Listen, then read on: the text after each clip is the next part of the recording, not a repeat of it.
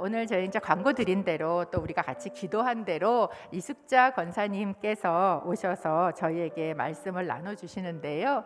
권사님은 제가 이제 교회의 큐티 사역을 처음 시작할 때 저한테는 어른이셨고 또 모델이셨고 함께 큐티 사역을 이렇게 시작을 했습니다. 제가 오랫동안 옆에서 권사님을 뵈면서 권사님한테 큐티는요 공기 같았어요.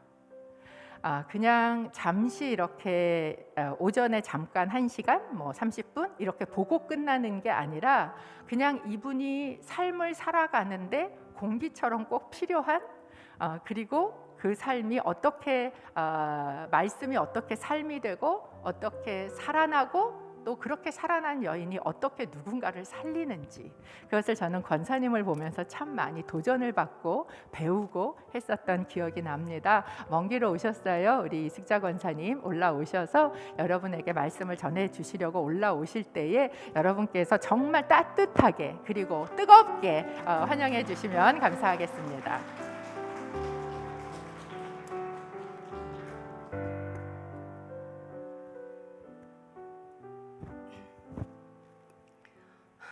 너무 거리가 먼 안녕하세요. 저는 이숙자 권사이고요. 반갑습니다. 몇 년 만에 이렇게 단에 서보는지 코로나로 저희도 여성 모임이 이렇게 중단이 돼가지고요. 줌으로 하고 있습니다. 사실 이 인천 온누리교회에 2년 전에 3월에 이 모임을 준비했어요. 그래서 제가 3월 달에 오기로 작정되어 있는데 3월에 딱 모든 교회 모임이 스톱되면서 이렇게 멈추었잖아요. 그래서 2년 뒤에 오늘 오면서 제가 왜 2년을 멈췄다가 지금 가게 하시나 운전하고 오면서 무슨 뜻이 있을까 그러면서 2년 동안 나는 좀 변했나 또 2년 동안 뭐 성숙한 게 있나 뭐 여러 가지를 생각했는데 2년 동안 늙은 거밖에 없어요.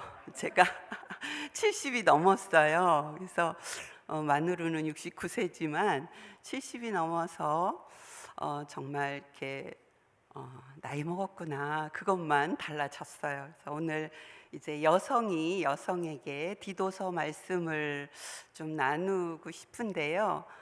저희 교회는 30, 40대가 이렇게 주로 많아요. 그리고 제가 제일 나이가 먹은 사람인데 교회 이렇게 제가 온누리에서 사역을 한 10년 하고 또 쉬고 있을 때 서울 드림교회 목사님이 부르셔서 갔을 때 무엇을 하면 좋을까?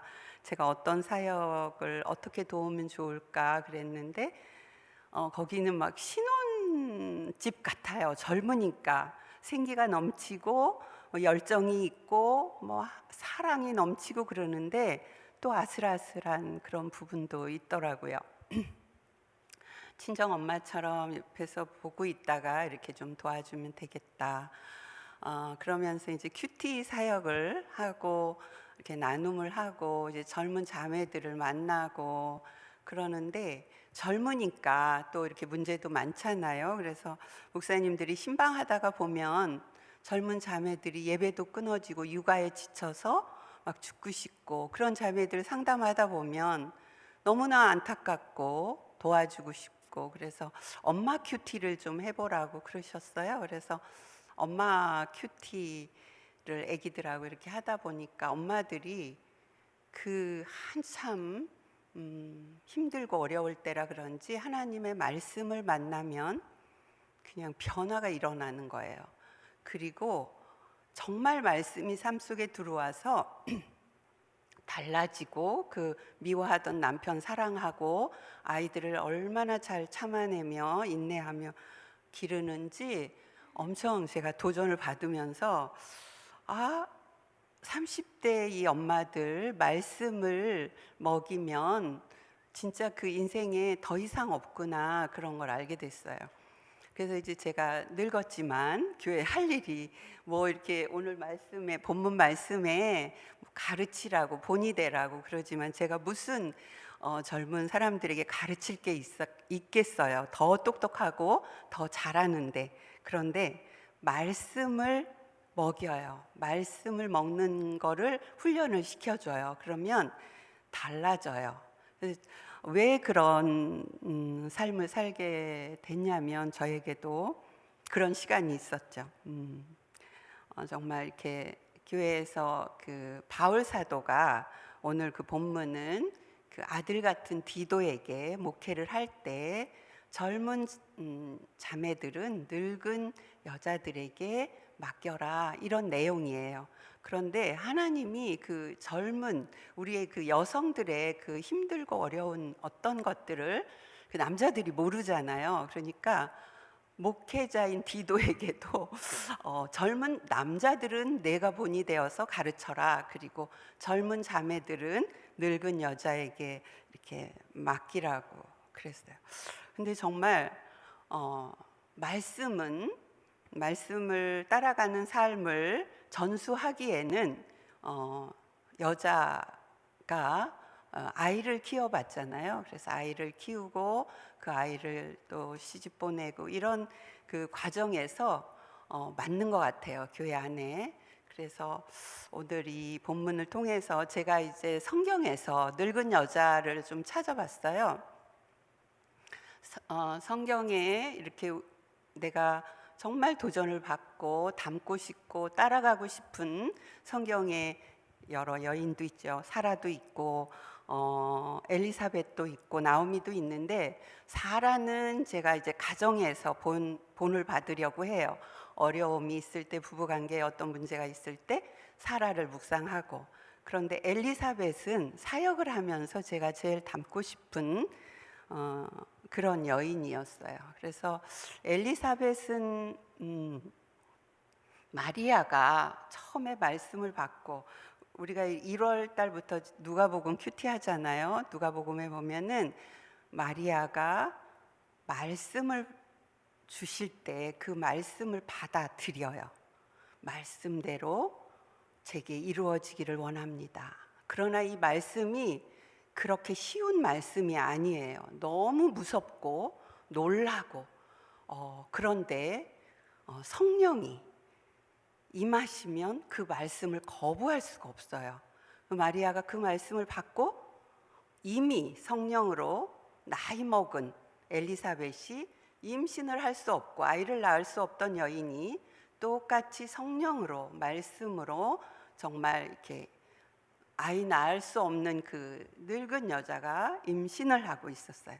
그 소식을 알고 말씀을 받고 두렵던 마리아가 산중으로 막 갑니다. 그래서 마리아가 정말 예수님이 말씀으로 잉태했잖아요. 뱃속에 있어요. 그러니까 아직 태어나지도 않았고 볼 수도 없고 만질 수도 없는 말씀이 이 안에 정말 꿈틀거리는 그때에 이 엘리사벳은 성령 안에서 알아봐요.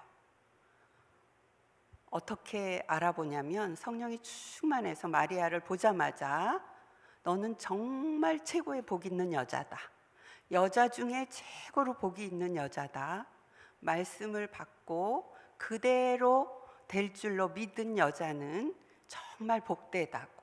그리고 태중에 있는 아이는 내 주라고, 내 주의 어머니가 오셨다고. 이렇게 그러면서 격려를 하는 거예요.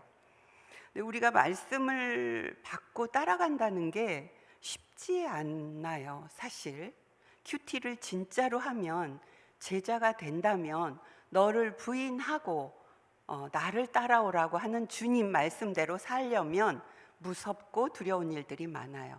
그런데 그때에 먼저 말씀을 받은 마리아가 있어야 되겠구나. 그러면서 제가 사역을 할 때 정말 말씀을 따라갈 때 옆에서 그렇게 격려해주고 도와주는 엘리사벳의 역할은 할 수 있겠지. 내가 경험을 했으니까 그렇게 이제 사역을 하게 되는데요.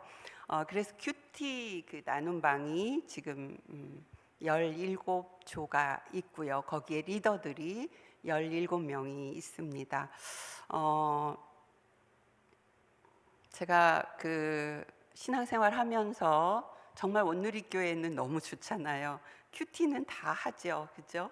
저도 큐티 책을 들고 다니고 6년 동안 하영조 목사님 그 평전을 최근에 제가 읽어보면서 이런 목사님을 만났었고, 이런 목사님과 20년 같이 숨쉬고 그 꿈을 먹고 그 말씀을 먹고, 그렇게 살아왔구나. 그런 우리는 또 그런 책임도 있어야 되겠다, 그런 생각이 들었어요. 얼마나 대단하신지. 근데 그분의 말씀을 듣고 살면서 안 변하는 제가 얼마나 안타깝겠어요, 그렇죠? 매일 막 눈물을 흘리고 은혜를 받고도요, 겉은 크리스찬으로 이렇게 모양이 좀 가고 크리스찬인데 속은 안 변하는 거예요. 여전히 탐심도 있고 여전히 시기 질투도 있고. 제가 이제 온누리교회에 와서 한 6년쯤 될 때 아주 갈등이 시작이 되는데, 왜냐하면 성경대로 살고 싶은데 못 사는 거가 너무 안타까웠어요. 그리고 안 돼요. 새벽 기도도 가고 봉사도 하고 열심히 해보지만 제 속사람이 바뀌질 않는 거예요. 그래서 제가 이제 큐티를 해야겠다, 진짜. 그 전에 했죠. 그러나 정말 말씀으로 돌아가야 되겠다. 그래서 이런 큐티 세미나에 갔어요. 그 평신도 분이 강사하셨는데, 시간을 보면서 제가 할게요. 강사하셨는데 큐티 좋은 말씀 많이 하시는데 연습이라고 하더라고요. 훈련이 되어야 된대요. 그래서 그날 제가 결심하기를, 나는 말씀을 큐티를 하지 않고는 외출을 하지 않겠습니다가 첫 번째 그냥 결정이고요. 그리고 그 세미나에 끝났어요. 그래서 그날부터 아침에 일찍 일어나서 예수님 여기 앉으세요. 제가 이렇게 제가 예수님 이렇게 앉아 계신 거 느껴지지가 않잖아요. 영적인 존재니까. 그래서 의자도 하나 놓고요, 방석을 이렇게 양쪽으로 놓고 제가 예수님 말씀하세요 이렇게 시작을 했어요. 그래도 정말 이렇게 숙제같이 의무적으로 해도요, 너무나 좋아요. 너무 좋은데 정말 말씀이 실제가 되는 경험을 하면 이거는 이제 끝나죠. 그래서 우리의 신앙은 사실은 종교 생활이 아니라 하나님과 나와의 관계잖아요. 그 관계는 자주 만나고 대화하고 그래야 가까워지는데, 하나님과 가까워지면, 하나님이 믿어지면 뭐가 두렵겠어요, 그죠? 그러면서 큐티를 하면서 이제 하나님이 나의 과거의 아픈 상처도 보게 하시고, 이 말씀은 정말 놀라워요. 그래서 거울같이 들여다보게도 하시고, 어떤 때는 성령의 검처럼 저를, 죄를 막 끊어주시기도 하시고, 정말 말씀 앞에만 앉아 있으면, 오늘 아까 옷자락을 만지는 여인의 심정으로 정말 옷자락이라도 만지고 싶은 그 간절한 마음, 말씀 한 조각이라도 먹으면 나는 살겠습니다 하는 스르보닉의 여인처럼 그 마음만 갖고 나가면 돼요. 큐티는 무슨 특별한 사람, 교회 오래 다닌 사람, 성경을 아는 사람 이런 게 아니라 간절한 마음, 가난한 마음으로 주님 앞에 나가면 성령님이 우리를 인도해 가세요. 그래서 제가 그렇게 하다가 정말 이렇게 가치관이 바뀌는, 내 중심으로 살던 나를 바꿔주신 말씀이 있어요. 열왕기상 21장 19절인데요. 그 열왕기상에는 아합이라는 악한 왕이 이제 있는데, 그 악한 왕에게 하나님이 끊임없이 말씀을 보내요. 말씀을 누구한테 보내느냐면 엘리야에게 하나님의 말씀이 임하여, 엘리야는 그 말씀을 가지고 말씀이 가는 거예요. 그래서 그 아합에게 하는 말이었는데, 내가 죽이고 또 빼앗았느냐, 이 한마디가 성령의 검처럼 저한테 들어왔어요. 제가 누굴 죽여요? 제가 얼마나 하나님 앞에 의롭게 살고 싶은데, 그런데 거부할 수가 없고 부인할 수가 없이 손을 들게 됐어요. 그 내가 또 죽이고 빼앗았느냐 말씀은 내가 지금까지 내 욕심으로 살아온 삶은 다른 사람을 짓밟고 살아오는 삶이다. 성공을 위해서 살고 정말 내가 잘 되고자 하는 그게 목적이라면, 사업이 잘 되고 내 아이를 잘 키우고 싶은 그게 열망이라면 너는 다른 사람을 짓밟고 살아가는 삶이다. 그렇더라고요. 또 이렇게 생각을 해보니까 나는 사람을 죽인 적이 없지 그랬는데, 누군가를 짓밟고 올라가고 싶은 우리 아이가 학교에서 1등을 하잖아요. 그러면은 만약에 40명 중에 1등을 하면 39명을 밟고 올라가야 되는 게 이 세상의 모든 성공의 길인데 밟지 않고 어떻게 올라가겠어요. 근데 그런 성공관을 갖고 하나님을 믿고 있던 저에게 내가 죽이고 또 빼앗았느냐, 이 말씀이 검처럼 들어와서 제가 죄인입니다. 얼마나 죄인인지를 보게 하시고 회개케 하시는지, 그러니까 숨 쉬는 자체가 그냥 죄인인 거예요. 우리는 세상의 방법, 세상의 상식, 세상의 어떤 그 가치관을 가지고 사는 거는 그냥 숨 쉬는 게 다 죄예요. 그래서 하나님, 저는 그날 이제 다 이렇게 회개하고 주님이 나의 주인이시며 이제 주님 말씀대로 주님이 나의 정말 주인이시라고 고백을 하고, 주님보다 더 사랑하는 거나 주님보다 더 소중한 거는 없습니다 고백을 처음으로 해봤어요. 그렇게 하고 났는데 정말 이렇게 날아갈 것 같아요. 너무너무 날아갈 것 같고, 그렇게 이제 성경 말씀은 나의 삶을 바꾸시는 거죠. 그렇게 가다가 말씀을 따라서 이제 한 걸음 한 걸음 나아가는데, 정말 말씀이 내 안에 들어오면 안 변할 사람이 없죠. 그 능력으로 오시면. 그런데 정말 말씀이 실제가 되는 또 경험을 하게 된 거예요. 제가 이렇게 큐티하고 잘 살아보고 싶은 그런 열망으로 시작을 했는데, 말씀만 따라가기로 하던 그 때에 이제는 말씀을 놓을 수가 없는 그런 때가 왔어요. 그런데 제가 조금 더 신앙인으로서 본이 되고 그런 거 절대 아니고요. 지금도 여전히, 오늘도 제가 정말 말씀 보면서 얼마나 죄인인지 하나님을 잘 아는 척, 친한 척 하는 아주 그 모습이 너무나 제가 저를 볼 수가 없더라고요. 그렇게 죄인이기 때문에 매일 말씀 앞에 앉는데 사업이 망했어요. 그 IMF 때인데요. 집이 이제 팔아서 은행으로 가면 끝이고 갈 곳이 없는 그런 때에 저는 이제 말씀에 이끌려 이렇게 사니까 하나님이 어떻게 말씀하시는지를 듣게 되는 거죠. 그때 이제 창세기 1장 태초에 하나님이 천지를 창조하시니라. 근데 하나님이 재창조하신다고 들려요. 죄인 된 우리 네 식구를 이 고난이라는 이 상황 속에서 새롭게 빚으신다라는 그런 말씀으로 들려요.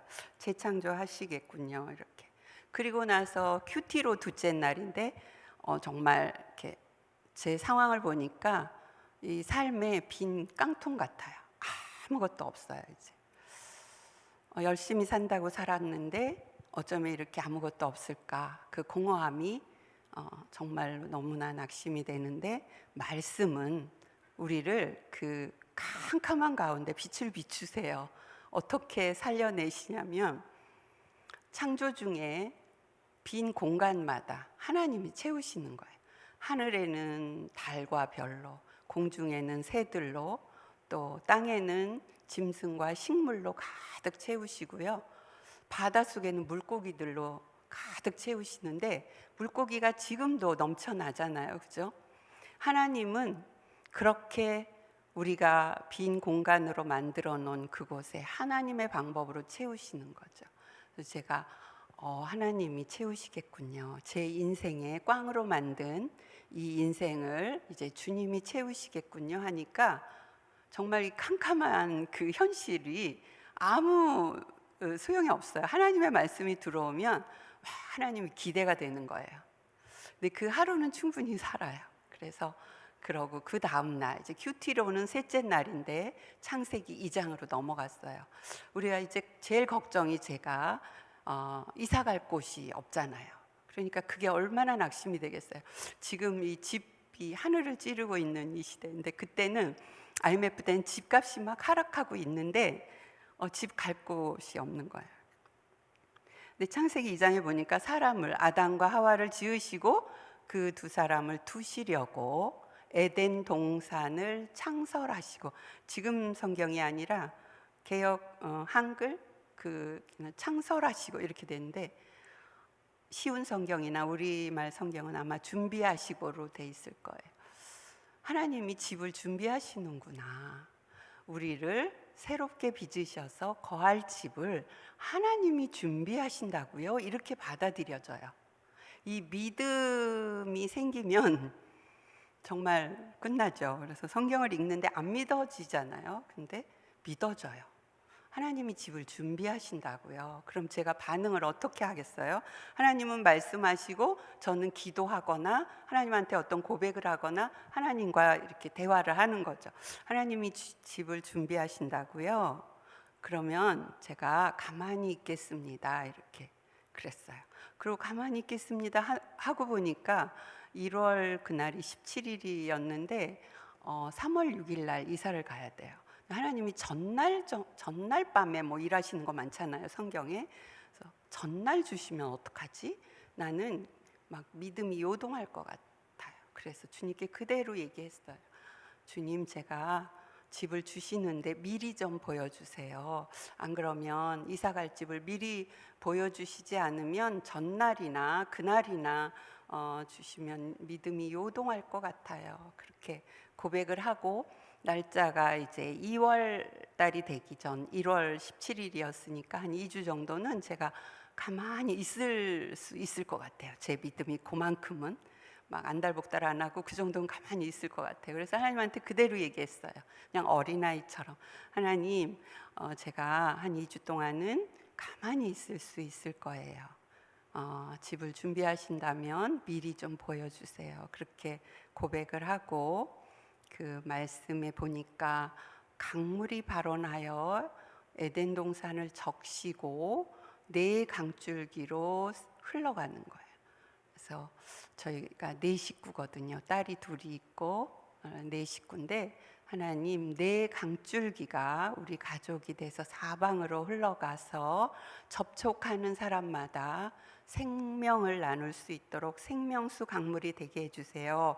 그렇게 기도하고 이제 기다렸어요. 근데 진짜 잠잠히 기다렸어요. 집이 뭐 상관없이 매일 이렇게 말씀 보면서 가는데, 2월 1일이 저는 생생하죠. 2월 1일이 주일이었고, 주일은 아무 생각 안 나잖아요. 2월 2일이 돼서 월요일인데, 하나님, 저는 그날 믿어져서 하나님이 집을 준비하신다고 믿었는데, 그날은 믿어지지가 않고요. 하나님 어떻게 하죠? 이렇게 되면서, 하나님, 내가 신앙생활을 좀 이상하게 하는 거예요. 막 이러면서 막 바닥으로 믿음이 내려가는 거예요. 믿음도 하나님이 저를 주셔야 믿어지지 스스로는 믿음을 지킬 수가 없더라고요. 그런데 이제 저희 그 교회 집사님, 젊은 34살인 집사님이 전화가 왔어요. 같은 아파트에 사는데, 집사님 집 안 구하셨죠? 그리고 오늘 제가 31동을 계약하려고 했는데 33동은 괜찮으시겠어요? 그게 캔슬이 됐어요. 갑자기 더 올려달라고 해서 계약을 못했는데 33동은 괜찮으시겠어요? 그래요.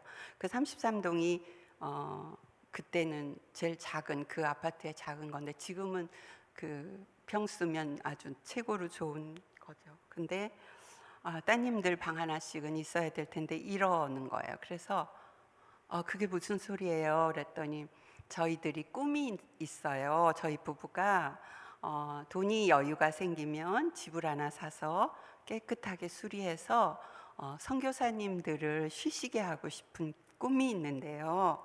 집사님은 국내 선교사시잖아요. 그때는 온누리 교회가 다 가는 선교사, 보내는 선교사, 뭐 선교사 다 선교사였어요. 그렇게 해서 집을 주셨어요. 집을 깨끗하게 정말 새 집처럼 수리해서 키를 주시면서 회복될 때까지 사세요. 그런 거예요. 저는 그런 말씀이 실제가 되는 경험을 했죠. 그리고 작년까지 살았습니다. 그러니까 저는 말씀이 이렇게 실제가 되는 경험을, 마리아가 정말 말씀을 받았더니 아기가 9개월 후에 태어나는 것처럼 정말 이런 놀라운 일을 경험을 하고 나니까 말씀밖에는 없구나. 그러면서 이제 교회에, 그러고 나서 온누리 사역자로, 그때는 평신도 사역자가 없었어요. 그래서 처음으로 이제 사역자로 일하도록 불러주셔서 이제 그때도 이렇게 말씀을 나누는 그런 사역을 하다가 지금은 이제 서울 드림교회에서 정말 젊은 엄마들이 큐티 말씀을 묵상하고 그 말씀 따라 살고, 근데 다 젊을 때 어려움들이 하나씩 오잖아요. 근데 정말 남편하고 이혼하고 싶은 자매가 막 정말 변화돼서 그 가정을 든든하게 세우고, 또 여러 가지로 어려운 자매들이 일어나서 또 다른 사람들을 리더로, 엄마처럼, 영적인 엄마처럼 케어하고 그렇게 가는 자매들을 제가 봅니다. 그래서 오늘은 중간에 우리 이제 제가 5년 전에 만난 자매님이, 이제 집사님이 지금 젊은 리더가 돼서 또 젊은 자매님들을 케어하고 있어요. 그래서 우리 집사님 간증을 좀 잠깐 듣고 제가 오늘 이제 마무리를 하겠습니다. 유진 집사님 오세요.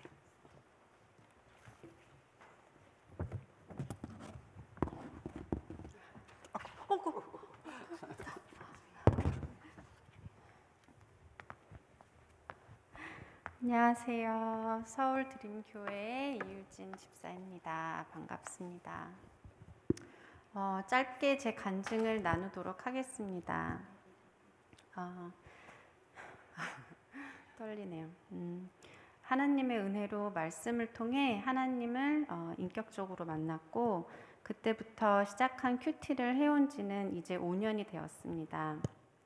제 인생에 가장 행복하고 선명한 길을 걸었던 시간들이었습니다. 큐티하기 전 제 시간들은 행복한 줄 알았지만 참 행복을 누리지 못했고, 앞이 뿌연 특별한 목적지가 없는 넓은 길 속에 있는 시간이었던 것 같습니다. 저는 모태신앙입니다. 어릴 때부터 부모님 따라 교회는 다녔지만 가끔씩 주일에 예배만 드리는 주일학교 반에도 소속되어 본 적이 없는 유령 썬데이 크리스찬이었습니다. 성경책을 보지도 않았고, 기도도 내 중심적인 기도, 필요에 의한 기도만 한 번씩 드린 것 같습니다. 내가 내 인생의 왕이 되어서 예배조차도 내 방식대로 한 번씩 접한 성경 구절도 내 입맛대로 해석하며, 무엇보다 하나님의 공동체 역시 내 기준으로 무시하며 살아왔습니다. 저는 그렇게 예수님의 목장을 그저 맴맴 돌면서 기웃거리기도 해보고 비아냥거리기도 하면서 뭔가 힘들 땐 한 발 넣어보기도 하는 하나님 속을 참 많이 태우는 고집스러운 양이었습니다. 괜찮은 대학을 졸업하고 또 사람들이 칭찬하는 남편을 만나 결혼해서 예쁜 두 딸을 별탈 없이 잘 키우다가 유럽에서 1년 살다 온 저는 정말 기고만장의 피크를 찍고 있었습니다. 하나님 감사합니다. 하나님 감사합니다. 고백은 했지만 사실은 하나님 내 뜻대로 남부럽지 않게 다 해주셔서 감사합니다 라는 의미였습니다.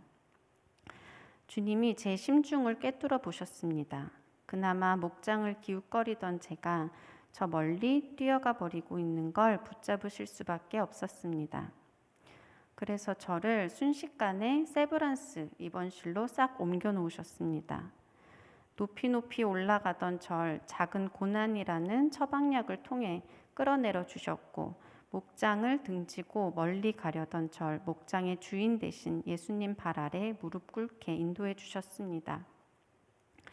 당시 4살이었던 둘째 딸의 한쪽 눈을 실명시킬 수도 있는 시신경 염증이 발견되어 급히 입원을 하게 된 것입니다. 바로 직전만 해도 에이 한국 구질구질해 미국 가서 살고 싶다 하던 교만 덩어리 제가 옴짝달싹 할 수 없는 입원실에 들어와 있는데 그때 하나님이 이 생각을 하게 해주셨어요. 아, 하나님은 나를 어디든 데려다 놓으실 수 있구나. 둘째 딸의 반복되는 입원과 MRI, 촬영 등을 따라다니며 난생 처음 성경을 온맘 다해 읽게 되었습니다. 어딘가에 매달려야 했습니다. 뭔가라도 해야 했습니다. 병원에서도 처음 겪는 어린아이의 시신경 염증의 원인을 찾기 위해 뇌만 촬영하던 MRI를 척추도 찍어보자고 하셔서 그 조그만 딸을 수면 마취 후 MRI실에 들여보내놓고 요한복음 14장을 펼쳤습니다. 예수님의 따스한 음성이 들려왔습니다. 너는 고아가 아니다. 내가 너와 함께 한단다. 더 이상 갈 바를 모르고 혼자 벌벌 떨고 있던 길 잃은 양이 예수님 음성을 듣고 주님 품에 안기게 된 순간이었습니다. 하나님은 다 예비해 놓으셨더라고요.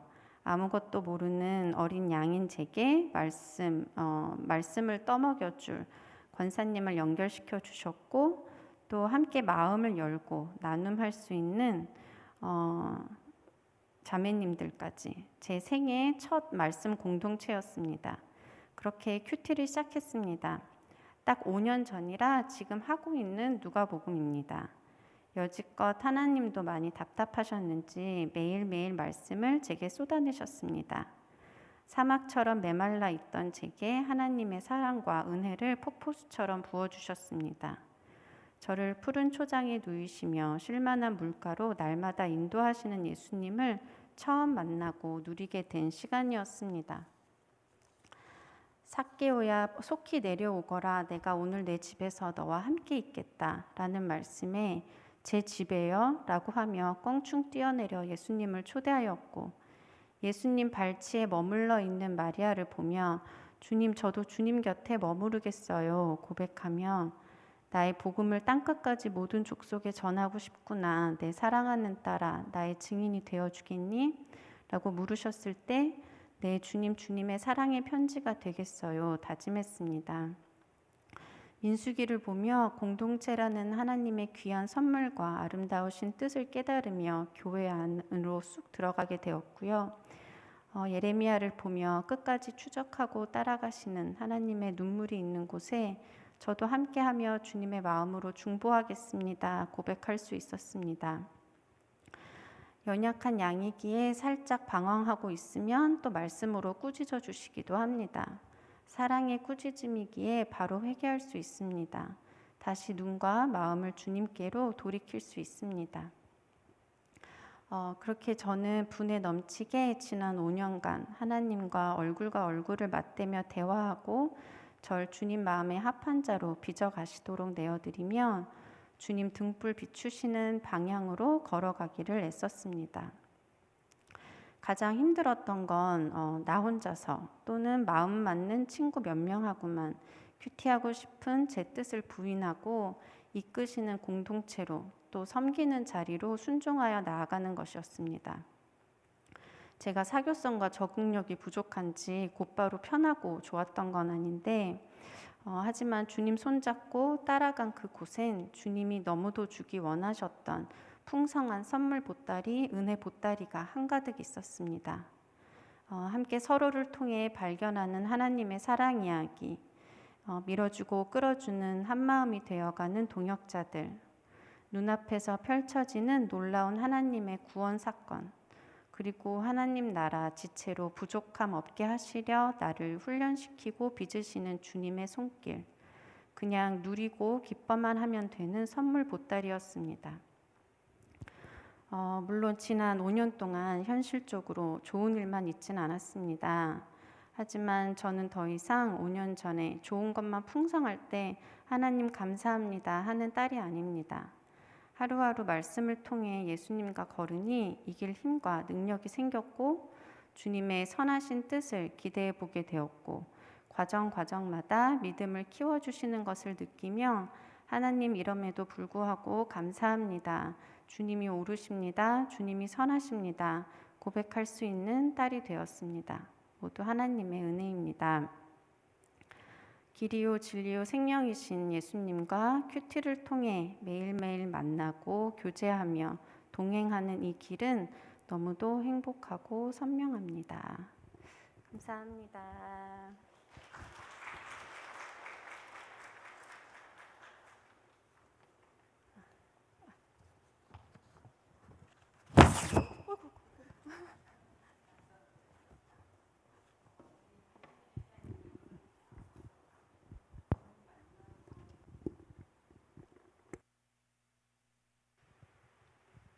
주님을 만난 증거가 이제 말씀으로 정말 만나고 나서요, 수많은 사람들을 그냥 하나님 만난 얘기만 하면 막 따라와요. 그래서 아마 큐티 모임에 제가 알기로는 한 30명 가까이 데려온 것 같아요. 한 10명은 지금 남아있고 뭐 다 이렇게 있지는 않지만 어쨌든 어떤 자매님의 남편까지도 뭐 이렇게 전도하니까 그냥 네, 저 교회 갈 거예요 해가지고 우리가 어떻게 저런 사람이 있지 할 정도로 하나님 앞에 열심이고요.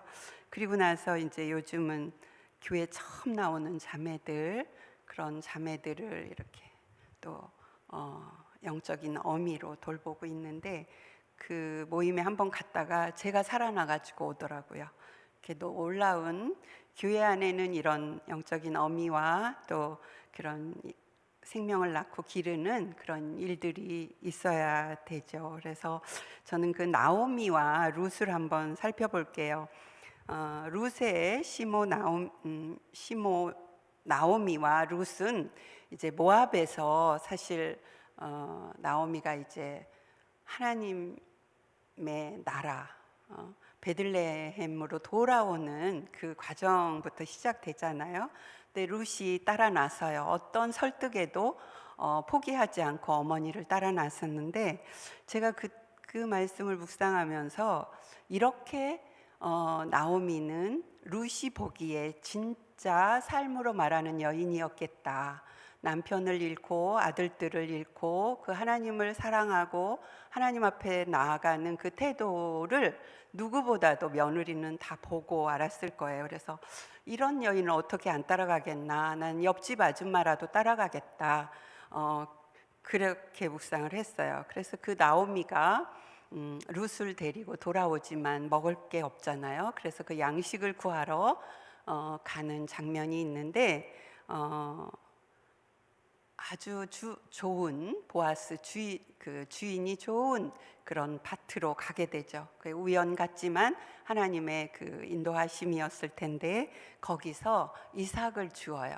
근데 노인인 나오미와 룻이 먹고 살아야 하는데, 이삭 한 바구니를 좋은 주인을 만나서 가지고 돌아올 때의 기쁨을 한번 생각해 보세요. 얼마나 기뻤을까요? 이것만 있으면 어머니와 내가 충분히 먹을 수 있어. 그리고 내일 또 가서 주우면 돼. 이런 안심은 정말 너무너무 신났을 것 같아요. 그 이삭 그 한 바구니 가지고 올 때에. 그런데 그 주인이 그렇게 얘기해요. 룻에게, 보아스가 이 밭을 떠나지 말아라. 왜냐하면 다른 밭은 위험해요. 그래서 내가 이 밭에는 너를 다 이렇게 보호하도록 할 테니까 이 밭을 떠나지 말아라. 여러분들, 이 교회는 우리의 밭입니다. 주님의 밭인데 이 밭에서 양식을 얻고 살아야 되지 다른 밭에 가지 마시오. 그래요. 다른 밭에 갔다가 또 큰일 납니다. 그래서 이 밭에서 양식을 줍는 룻은 너무나 기뻤지만 그게 1년이 되고 2년이 돼도 기뻤을까요? 저는 아니라고 생각이 들어요. 또 이삭을 주스러 가나? 또 나는 이삭을 줘야 되나? 우리가 교회에 정말 펄펄 뛰며 기뻐해서 교회를 다니다가도 이상하게 1년쯤 다니면 시들해지고 그 밭에 가는 게 기쁘지가 않아요. 그죠? 근데 아마 룻도 그랬을 것 같아요. 난 또 이삭 줍는 여인이구나, 이삭을 주우러 가는구나 그랬을 텐데, 그것을 알고 나오미는 룻에게 이렇게 말해요. 룻의 시모 나오미가 그에게 이르되 내 딸아 내가 너를 위하여 안식할 곳을 구하여 너로 복되게 하여야 하지 않겠느냐. 이거 룻을 잘 아는 시어머니가 그러면서 안식을 주려고 해요. 안식은 어떤 것인지 한번 볼게요. 내가 함께 하던 시녀들을 둔 보아스는 우리의 친족이 아니냐. 그가 오늘 밤에 타작마당에서 보리를 까불리라. 그런즉 너는 목욕하고 기름을 바르고 의복을 입고 타작마당에 내려가서 그 사람이 먹고 마시기를 다 하기까지는 그에게 보이지 말고 그가 누울 때에 너는 그 눕는 곳을 알았다가 들어가서 그 발치 이불을 들고 거기 누우라. 그가 너의 할 일을 내게 고하리라. 우리가 큐티를 하면서 정말 친밀함 가운데 주님을 깊은 데로 나아가는 장면인 것 같아요. 어떻게 결혼도 안 한 사람이, 여자가 이곳에 어떻게 그 보아스의 눕는 자리에 발치까지 나갈 수가 있을까? 이거는 우리가 그냥 육체적인 안목으로 보는 거죠. 이 성경은 하나님의 계시며 하나님의 비밀이 다 있어요. 아가서를 보면 술라미와 그 솔로몬 왕의 사랑 이야기는 주님과 우리의 사랑의 이야기일 거고요. 또 이 룻과 보아스의 이야기는 주님과 우리와의 관계. 내가 주님을 깊이 그 마리아는 그 발 아래 앉잖아요. 그게 가장 친밀한 정말 좋은 장면인데, 여기는 아주 발치 아래에 들어가서 누워라 그래요. 이 나오미가 줄 수 있는 최고의 안식은 그 정말 신랑을 만나게 해주는 거죠. 이삭을 줍는 여인이 어떻게 바뀌어요? 밭의 소유주로 바뀌어요. 우리가 교회를 다니면서 정말 주님과 친밀한 자리로 나가서 주님 한 분으로 만족하고 정말 주님이 내 안에, 내가 주님 안에 거한다면 정말 이런 깊은 자리, 친밀한 자리는 안식을 누리죠. 그죠? 땅의 것으로 고민하지 않아요. 그래서 정말 룻은 어떻게 나갔을까? 저는 못 나갈 것 같아요. 뭐가 두려워서 못 나가나? 수치만 당하고 올 것 같은 거예요. 깊은 자리로 나갈 수가 없어요. 왜냐하면 내가 살아온 그 수많은 살아오면서 겪은 일들은 이런 주인을 못 만나서, 그죠? 그렇게 감싸주고 그렇게 할 그런 주인이 아니라고 생각이 드는 거죠. 상식적으로 어떤 모든 것으로 가로막는 거예요. 그러나 이 주인은 그렇지 않고 그 룻을 받아주는 주인이에요. 근데 룻이 그 나오미가 얼마나 신뢰가 갔으면 그 시어머니의 말에 그대로 순종하고, 그 룻이라는 사람을 밭에서 몇 번 만났지만 얼마나 신뢰가 갔으면 그 자리까지 나갔을까. 그 수치를 당하고 쫓겨날 수도 있는 무서운 자리, 두려운 자리를 그대로 들어가는 거예요. 그래서 정말 큐티는 아주 깊은 곳까지 나아갈 수 있고, 이런 나오미가 성령님이 우리를 이렇게 인도해 주세요. 저도 이런 나오미처럼 정말 하나님 앞에 나아가는 것을 두려워하는 사람들에게 더 깊이, 더 가까이 주님 앞에 나가도 된다고 이렇게 나누고 있습니다.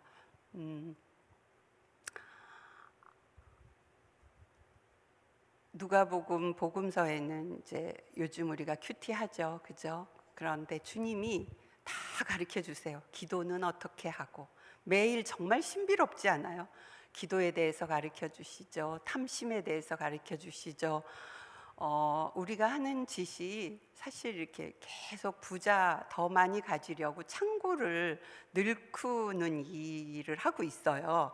아닌데요. 저는 그런 어리석은 부자 같지는 않은데요. 그런데 진짜 교회 사역을 해도 제가 오래 살 걸로 알고 막 창고를 넓히는 것 같아요. 사역을 이렇게 하고 이렇게 그런 것도 창고를 넓히고 있구나. 그런데 그 어리석은 부자가 오늘 밤에 내 영혼을 취하면 그것이 네 것이 되겠느냐 그래요. 근데 우리가 매일매일 말씀을 보면서 오늘 나에게 주신 하루를 어떻게 살아야 하는지 많이 생각하게 되고요. 이 큐티를 하면서 이 멈춤에 대해서 코로나 시절에 이렇게 멈출 때, 문이 닫힐 때 이런 것들을 다 누구든지 안 믿는 사람들도 생각하는 것 같아요. 그러면서 이제 작년에 연말까지 욥기를 한 3개월 계속 묵상을 했어요. 근데 욥기가 힘들고 어려운 고난 중에 있는 사람들에게 위로를 주시는 줄 알았는데 정말 그런 사람, 정말 내가 편견으로 가지고 있는 모든 사람들을 고쳐주시고 하나님이 바로 잡아주셨던 것 같아요.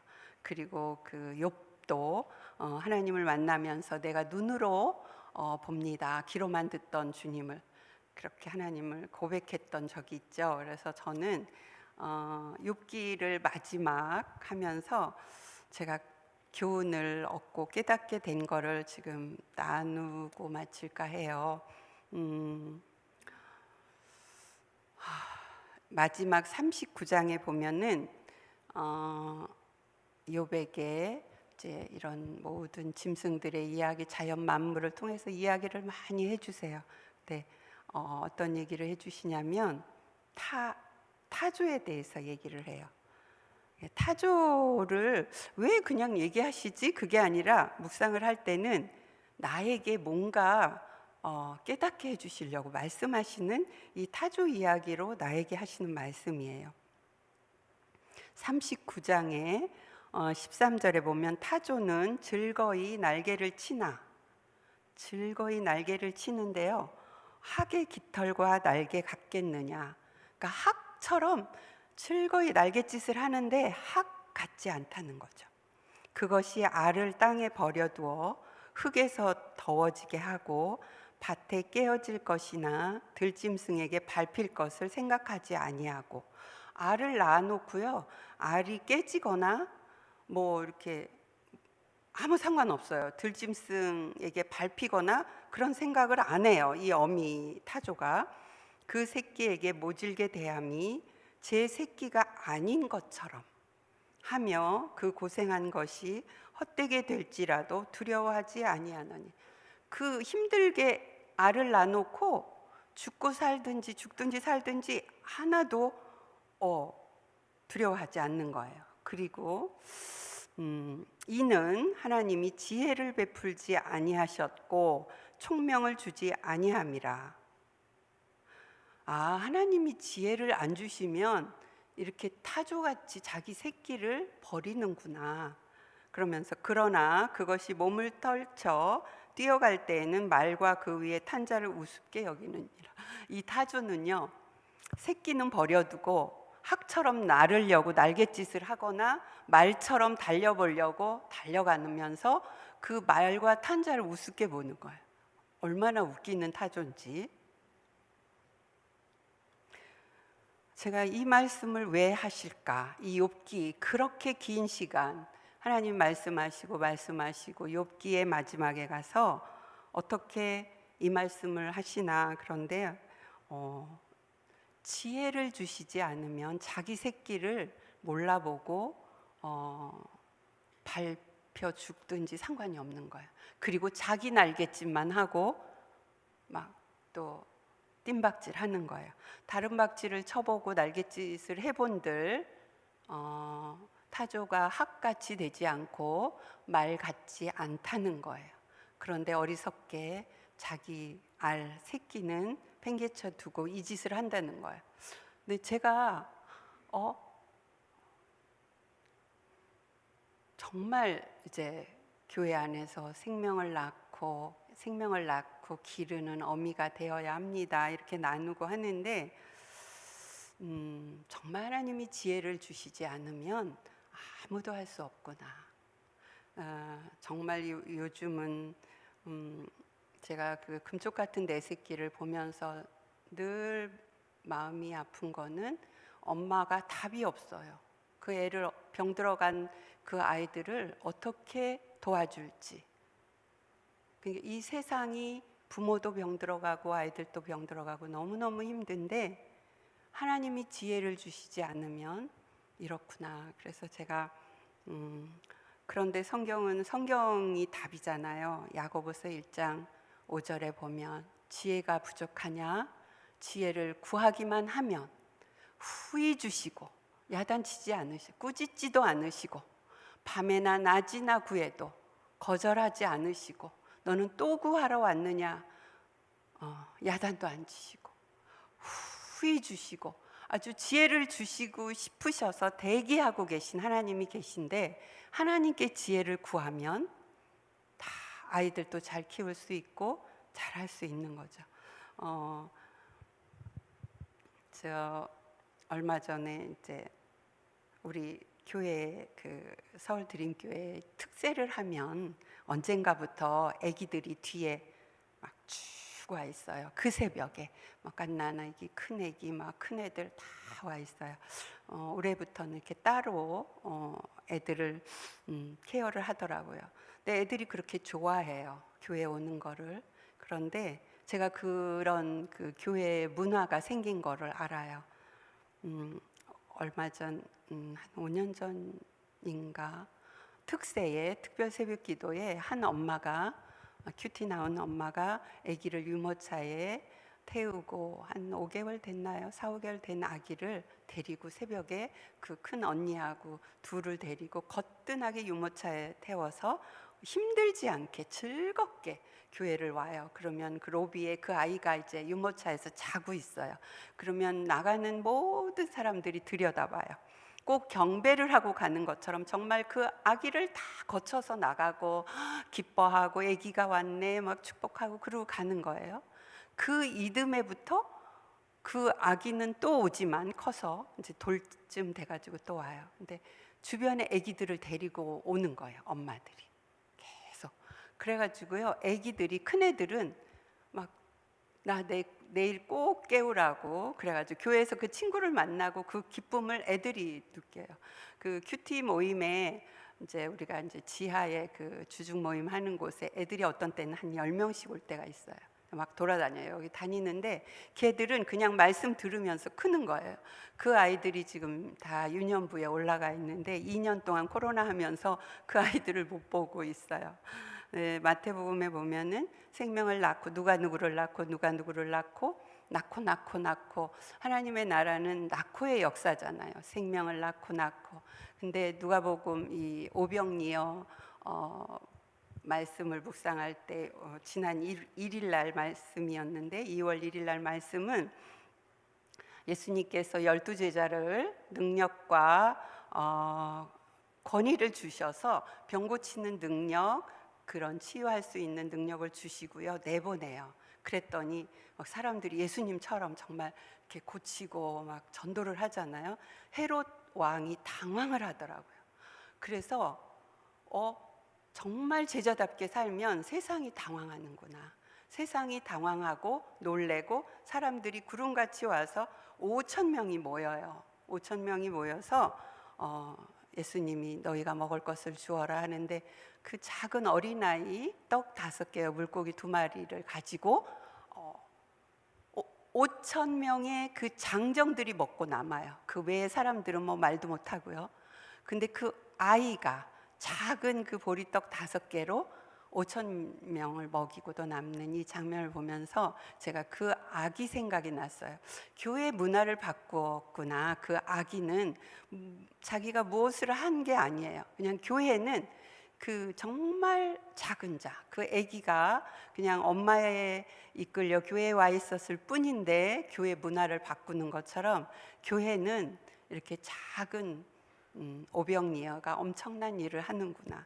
그러면서 이 누가복음에 그 5,000명이 그 기적을 보면서 우리가 나는 뭐 못해요. 나는 큐티 리더 하라 그러면 나는 못해요. 자격이 없어요. 이런 거 다 아닌 거예요. 나는 작지만 나는 주님께 오병이어 같이 나를 드립니다 하면 다른 사람들이 다 살아나는 거예요. 그래서 저희가 이제 몇 년 동안 이렇게 큐티를 해오면서 거기는 이제 목요일 날 하는데 저희는 이렇게 전체가 다 해요. 모여서 그리고 소그룹으로 나누는데 그날마다 이제 간증자들이 있죠. 그러니까 매일 말씀으로 성령의 인도함을 사니까 간증이 있어요. 기적이 있어요. 근데 그렇지 않으면 어제나 오늘이나 작년이나 지금이나 똑같은 것 같아요. 하나님은 계신가? 하나님을 느낄 수가 없어요. 그런데 내가 못 느껴도 다른 사람의 하나님과 동행하면서 그 체험한 것들을 나누면 정말 매일 오병이어의 기적이 일어나는 것 같아요. 그래서 여기도 오늘 큐티 신청을 한다는데 정말 그 작은 일인 것 같지만 내가 주님의 말씀에 정말 나는 주님의 손을 잡고 한번 살아보리라, 주님이 인도하시는 대로 가리라, 그 결정이 정말 놀라운 일들이 펼쳐질 거라고 저는 믿습니다. 시간이 다 돼서요, 제가 잘 여기서 마치고 기도도 안 하고 우리 목사님께 기도를 드릴게요. 그래서 다들 큐티 모임 하면 너무 좋겠습니다. 감사합니다.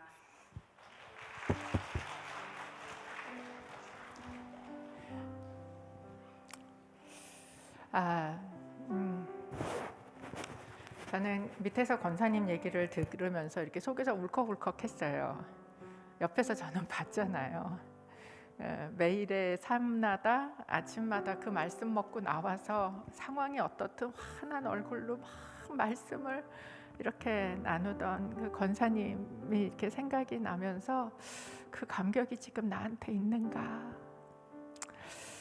여러분, 한번 여러분에게 질문합니다. 만약에 오늘 그렇게 말씀이 고픈 어느 자매가 나한테 찾아오면 여러분은 그 자매한테 먹일 말씀이 있으세요? 매일마다 하나님께서는 나에게 그 말씀을 주시는데 과연 내 속에는 그 말씀이 있어서 누군가를 먹이고 살리는가? 우리 권사님 옛날 별명이 큐티 엄마셨어요. 큐티 먹이는 엄마라고 해서 큐티 엄마셨어요. 저도 다시 한번 이 마음이 제 안에 정말 간절한 고백인데, 하나님, 그렇게 너무나 실제적인 말씀이신 주님을 매일 아침마다 만날 수 있는데 주님께서는 그 지혜를 나한테 주시기를 원하시는데 그 지혜 아니면 지가 나놓고도 죽든 말든 자식을 죽는 대로 내버려 두는 그 타조같이 살 수밖에 없는데, 그런데 뭔가 다른 것 같고 제가 자식 잘 키워볼 거라고 기를 쓰고 있는 그런 모습은 아닌지, 정말 내가 붙들어야 될 게 무엇인지 이 시간 저희가 같이 기도할 때 이렇게 기도했으면 좋겠습니다. 하나님, 내가 주님 만나는 이 큐티 다시 결단하고 나가기를 원합니다. 그냥 뜰에서 이삭만 줍는 정도로 만족하지 않고 그 신랑 발밑에 들어가서 눕는 자리까지 나가고 싶습니다. 하다 말다 그냥 스쳐 지나가고 한 달 지나가면 또 그냥 지나가는 그런 큐티 말고, 하나님, 어떻게 살아야 할지, 어느 걸음을 내디뎌야 될지, 이 사람한테 무슨 말을 해야 할지, 무엇을 구해야 할지, 하나님 음성을 듣는 주님 그런 큐티로, 그 큐티를 훈련하기로, 내가 못하면 누군가의 것을 얻어 먹어가면서라도 내가 그것을 하기를 간절히 소원합니다.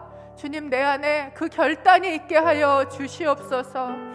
간증해 주신 것처럼 하나님은 우리를 어디든 두실 수 있습니다. 여기 두실 수도 있고요, 어느 날은 병원 한 곳에 두실 수도 있고, 어느 날은 저 깊은 사망의 골짜기에 두실 수도 있습니다. 오늘 여기에 두신 이유는 무엇일지 우리가 하나님 앞에 잠시 머무르며 이 시간 하나님께 기도하는 시간 가지기를 원합니다. 아버지,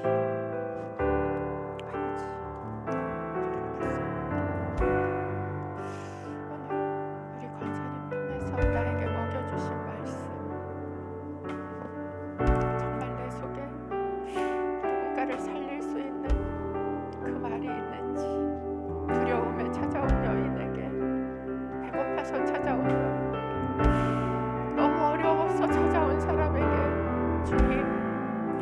아침에 막 구워낸 따끈따끈한 빵처럼 아버지 그렇게 따끈따끈한 그런 말씀을 먹일 것이 있는지 옛날에 묵은 오래돼서 곰팡이 핀 그런 말씀 말고 아버지 오늘 그것이 나에게 날마다 새롭게 되는 아버지 그런 은혜를 누리기를 원합니다. 주님 우리의 큐티가 다시 새로워지기를 간절히 소원합니다.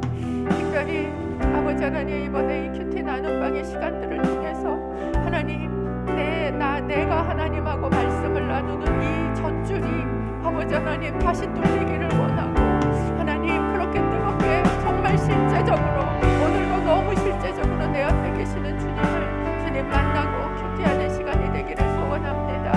그래서 아버지 하나님 오늘 내가 그 말씀 가지고 또 누군가의 입에 넣어주고 그것이 나의 가정의 자녀이든 그것이 내가 아는 순원이든 아버지 누군가의 남편이든 그 입에다 넣어주고 먹이고 살리는 아버지 하나님 그런 사람이 되기를 소원합니다. 회복시켜 주옵소서. 결단하게 하여 주시옵소서. 그래서 아버지 하나님 우리 안에 이 큐티가 다시 새로워지는 일들이 일어나지게 하여 주시옵소서.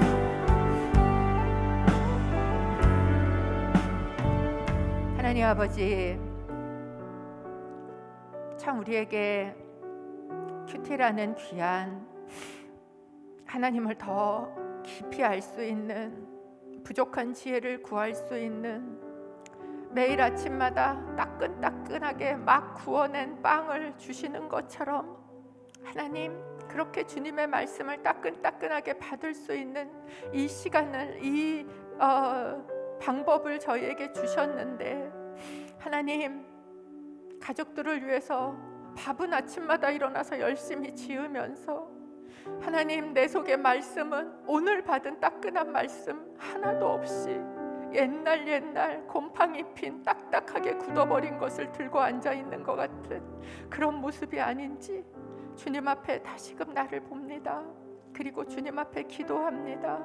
주님 매일 아침마다 하나님 말씀 따끈따끈하게 받아 먹기 전에는 일어나 분주하게 돌아다니지 말게 하옵소서. 주님 이 말씀을 가지고 나만 먹는 것이 아니라 누군가에게 나눠 그 입에 넣어줄 수 있게 하여 주옵소서. 우리 남편에게 우리 자녀에게 우리 순식구에게 그리고 함께 큐티를 나눌 그 누군가에게 너무나 맛있는 이 말씀이 내 속에 있어서 뜯어서 먹여줄 수 있는 아버지 하나님 그런 사람이 되기를 소원합니다. 오늘 이 결단을 하는 그런 사람들에게 주님 성령 하나님 이 결단의 마음을 받아 주옵소서. 함께 이 말씀을 나눌 때 아버지 더 풍성한 기적들을 간증들이 풍성히 일어나는 것을 경험하게 하여 주옵소서. 특별히 올 한해 큐티 나눔방으로 저희가 함께 가며 아버지 그 안에서 일어날 수많은 아버지 하나님 살아계신 하나님의 말씀으로 인한 이 간증들로 이 말씀들로 풍성해지는 한 해로 우리를 부르셨는 줄로 믿습니다. 그동안 너무 분주하게 돌아다니느라 사람 만나느라 주님 다 놓쳐버린 것을 다 멈추게 하시고 이제 본질부터 다시 세워라 말씀하시는 하나님 앞에서 다시 본질부터 세우기를 원합니다. 주님 우리 안에 이 결단이 하나님을 만나는 첫걸음 하나님과 동행하는 그 첫걸음 되어지게 하여 주옵소서.